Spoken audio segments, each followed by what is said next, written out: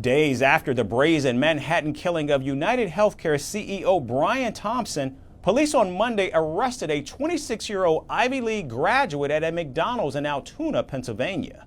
Luigi Mangione, who hails from a wealthy family from Maryland, was arrested after a customer recognized him and tipped off the authorities. When arrested, Mangione was carrying a 3D printed gun, fake IDs, and a manifesto railing against corporate greed. Now, how did Mangione go from blue blood to an alleged cold-blooded killer? Our next report uncovers the full story. The cold-blooded murder of UnitedHealthcare CEO Brian Thompson reads like a thriller. But the aftermath? That's where the story takes an unexpected, almost a surreal turn. Thompson, 50, was gunned down in broad daylight outside the New York Hilton Midtown last Wednesday. Surveillance footage shows a masked man pacing on the sidewalk, scanning the crowd. Then, he spots Thompson, strides across the street, and fires. A brazen, calculated hit, one bullet in the back, and another in the right calf. The gunman fled into Central Park, ditched his bike, and vanished.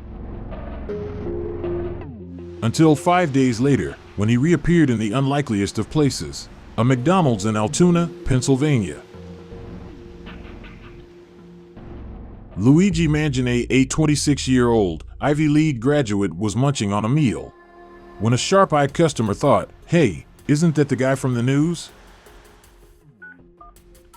Calm but decisive, the customer tipped off an employee who quietly called the cops. And moments later, Mangione was in custody, still mid-burger. Earlier this morning in Altoona, Pennsylvania, members of the Altoona Police Department arrested Luigi Mangione, a 26-year-old male, on firearms charges. At this time, he is believed to be our person of interest in the brazen, targeted murder of Brian Thompson, CEO of UnitedHealthcare, last Wednesday in Midtown Manhattan. The suspect was in a McDonald's and was recognized by an employee who then called local police. Police found Mangione carrying a 3D printed ghost gun, a muzzle suppressor, multiple fake IDs, and a handwritten manifesto railing against corporate greed.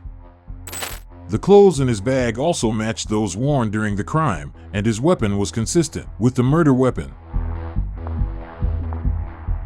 Upon further investigation, officers recovered a firearm on his person, as well as a suppressor, both consistent with the weapon used in the murder. They also recovered clothing, including a mask consistent with those worn by our wanted individual.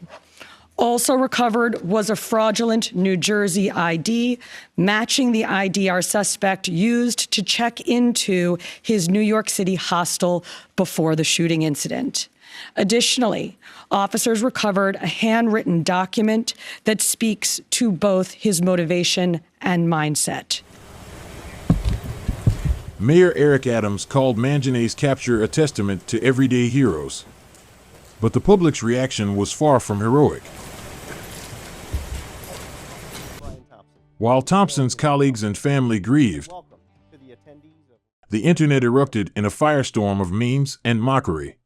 Good riddance, some wrote, blaming Thompson for the frustrations millions face with denied claims and rising medical bills, while others created tasteless jokes, turning the murder into a viral punchline. Even McDonald's wasn't spared in the chaos. Trolls review-bombed the Altoona branch, flooding Google with absurd one-star comments. "Rats in the kitchen," one review screamed, "They'll make you sick, and insurance won't cover it." The irony wasn't lost. But Google quickly removed the posts, calling them a violation of their policies. But some attention in this case, especially online, has been deeply disturbing, as some have looked to celebrate instead of condemning this killer. Brian Thompson was a father to two. He was a husband, and he was a friend to many. And yes, he was the CEO of a health insurance company.